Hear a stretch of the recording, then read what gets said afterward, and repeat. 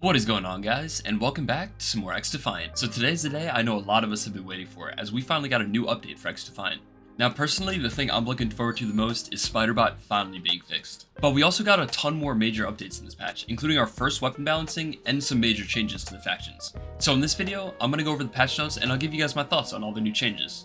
So starting us off with the gameplay, we got a fix to the delay where you reload, swap, or deploy devices caused by a player rapidly tapping the fire and ability buttons. Personally, I haven't really noticed this. Hopefully just smooths things out a little bit. Like I said, haven't really noticed it, so not sure exactly what that's about. And then next, we got a change so that makes it that players who are speed hacking are now locked in place, which is obviously the opposite of what they're going for, which is pretty funny. Personally, I haven't really noticed any speed hacking. In my experience on this game in general, I haven't noticed too many hackers or cheaters. I played a little bit of ranked, and there's definitely some wallers, maybe some A-bouters in there. I'm not oblivious to it. I know that there's definitely cheating in the game, but I'm saying my experience as a level like 150 plus, I haven't really seen too many cheaters, so definitely haven't seen the speed hack. Glad I'm not going to, hopefully, in the future, but glad that's gone, like I said. Alright, moving on to the factions. First up, we got a little bit of a change to the name of the GSK. Not too important. It's called GS Commando now instead of GSK. The real name is actually... what even is that? Grenschutz Commando? I think that's how you say it. Grenschutz Commando? Pretty close. I think that's their actual name, but for now, in the menus, it looks like it's going to be GS Commando. Next up, we got a little bit of a fix to the Spiderbot, and I know what you're thinking. When I say fix, you might think that's a good thing. They're actually making it better, so poor us. Obviously, like I said in the intro, they are making it so you can shoot it off your face now. Thank God, but they fixed an issue basically where the Spiderbots were just standing out in the open. You would just shoot them for free, and you would be like, oh, that's nice, but basically, they weren't doing their job. That no longer should be happening, unfortunately. But like I said, next up, we finally got the change to the Spiderbots. You can finally shoot them off your face again. Hopefully, you can just shoot at your feet. I'm not sure. I haven't hopped into a game yet, so we'll see how it works. Maybe you could just shoot straight. Maybe you have to shoot at your feet again like how you used to. But hey, we'll see. Like I said, it's a good change, so I'm definitely glad Spiderbots are fixed. He said, not sure why everybody loves Spiderbots. They're definitely right about that. I love them so much, I even dream about them. Alright, and next up, we actually had a pretty big change here. So we got to change the Intel suit, which I know a lot of people will be complaining about, which rightfully so. The Intel suit is extremely broken in its current state. I mean, who would have thought? It's wall hacks in a video game. Who would have thought that would be good? I don't know. Blew my mind, man. Alright, but hopping straight into it, we got it so it now pulses every 4 seconds instead of 3. I'm not sure if that's going to make it so you get one less pulse overall. They probably will make it so it's like that, but hey, we'll see. And then the most important change to this is actually the next sentence. Enemies now remain highlighted for 1 second instead of 2.7. So everybody pay attention.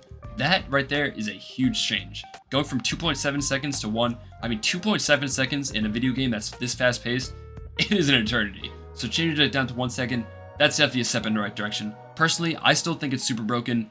I'd like to see it where it's only the echelon can see the highlighted person and the teammates can maybe see them on the minimap, but that's about it. But hey, we'll see how it goes. The pistol is still the best ultimate in the game in my opinion, so nothing you can do about that, but we'll see how this plays out. Definitely is a step in the right direction, so like I said, we'll see how this goes. And then next up, we just got the fix to the abilities where they just weren't activated, whether either you were against a wall or just randomly, you'd have to die, change off that faction, go back on. It was just a whole process, so hopefully now that that's fixed, hopefully everything will work a lot smoother, so thumbs up for that. Moving on, we got some changes to the maps. Nothing too crazy here. If you guys want to read these, you can pause the video right here and just read over these quickly, but nothing too important.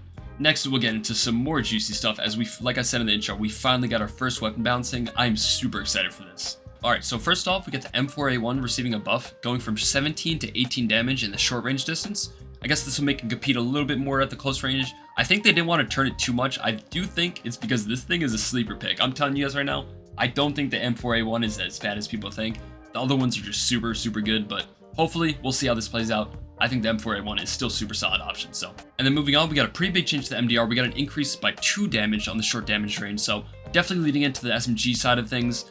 Obviously, the MDR, a lot of people, not their favorite assault rifle, but if you treat this thing like an SMG, I'm telling you guys, it can do wonders. Obviously, it's still not competing with the Vector, still not competing with the MP7, but on those more medium range maps, this can still be a solid pick. So we'll see how this plays out now with its new buffs. Next up, this is what I'm most excited for. We got some huge changes to the MP5, and as a sub player, this is things I love to see, as the MP7, the Vector, the P90, they've just been outliers compared to this thing. So definitely excited to see this guy get a buff. But like I said, the other 3 are outliers, but the MP5, it's still really solid. I put a lot of time into this thing. I have it a little bit over level 200. It's still really solid. I believe it has the best damage range in the class, and as you'll see, they just increased it some more, so this thing might be able to start mapping people. Starting us off, we got its medium range damage increase from 13 to 14, and its headshot damage multiplier increase as well. So for the SMGs in XDefiant, the medium damage range is basically going to be the cap off before you could stop taking gunfights, because after that, your guns are going to start doing less than 10 damage. You're going to have to start hitting a million bullets to kill someone. So any medium range increase for any SMG is going to be a huge deal no matter what.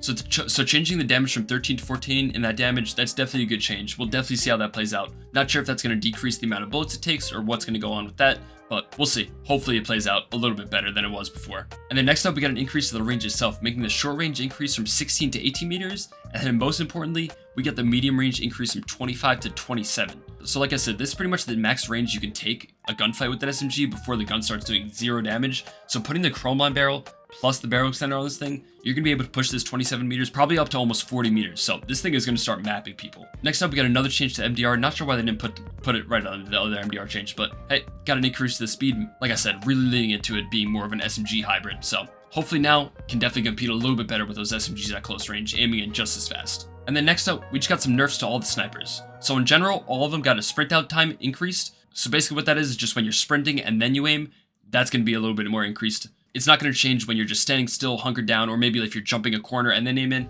That shouldn't be affected. It's just basically when you're sprinting, when you're running forward, and then you aim in at the same time. And then other than that, we just got a small increase to the hipfire spread, making it a little bit less accurate at the hit. And that's going to do it for the weapons changes. Other than that, we got some changes to the tracers, so it's a little bit easier to see where the weapon's coming from. Next up, they adjusted the aiming system, so the recoil recovery doesn't go all over the place when you're mid-gunfight, so hopefully gunfights will feel a little bit smoother with this change. And then last but not least, we got a pretty nice change where when you respawn, your gun would just randomly be firing. This was super annoying, especially when you're using a marksman rifle, especially the sniper rifle is just shooting a whole bullet. It was super annoying, so hopefully that's fixed now. Glad to see that gone, because that was super annoying, like I said, especially with the sniper rifles. Get it gone, man. And other than that, we just got some bug fixes, got some changes to the audio, got some miscellaneous. Like I said, if you guys want to read these, feel free, but if they were super important, I would go over them, so like I said, not too important. So overall, with the weapons changes, I do like the direction that they're taking. It seems like instead of nerfing everything, they're just going to take the weapons that are underperforming and just make them a lot better. So definitely like that. Like, I know in Apex, they like to just nerf things, make them a lot worse, but it's just not fun. You know, just make the game as fun as possible, make everything broken. That way, it's balanced. If everything's broken, at the end of the day, it's balanced, right? Obviously, it can't be broken to a point where the game's like unplayable, but you guys get what I'm saying. If every gun is super, super good, then everything is balanced at the end of the day. Right? So, like I said, do like the direction they're taking with that one. Obviously, no changes to the MP7, no changes to the Vector, ACR, AK-47, none of those crazy weapons that everyone's using, but we'll see in the future. I'm sure they're going to collect the data, especially for the MP5. This thing might be the best SMG now. No joke, guys. Like I said, it already had the best range. They increased it some more. With the chrome line barrel and the barrel extender, this thing might be able to seriously map people, so we're going to test it out. Keep an eye out for the latest video, as right after this, I'm going to go try out the MP5 for myself and see just how good this thing is.